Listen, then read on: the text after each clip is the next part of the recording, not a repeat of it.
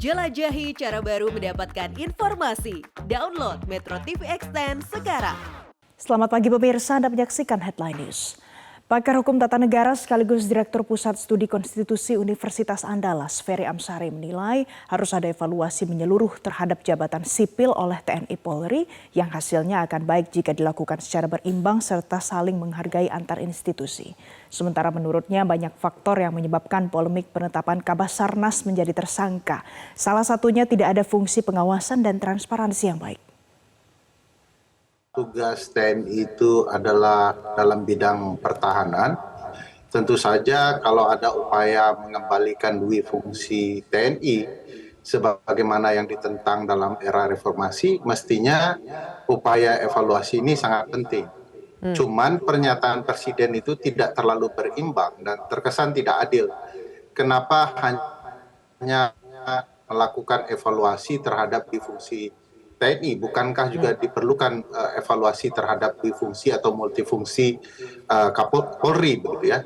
Di titik ini padahal ketentuan undang-undang dasarnya sama, yaitu undang-undang pasal 30 Undang-Undang Dasar 1945 di mana TNI dan Polri dituntut untuk mendalami secara profesional bidang pertahanan dan keamanan.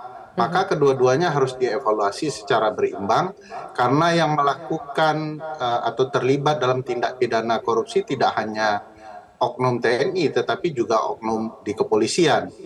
Upaya yang dilakukan Presiden akan bernilai baik jika memang ada upaya melakukan evaluasi menyeluruh terhadap dua institusi. Jadi tidak semacam hanya menyalahkan TNI ya. Karena bagaimanapun penempatan TNI di berbagai fungsi sipil itu adalah berada di bawah naungan Presiden.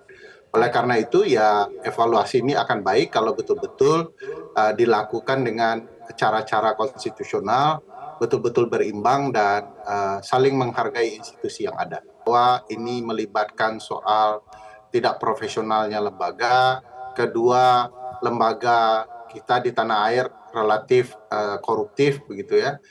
Ketiga, tidak ada fungsi pengawasan dan transparansi yang baik.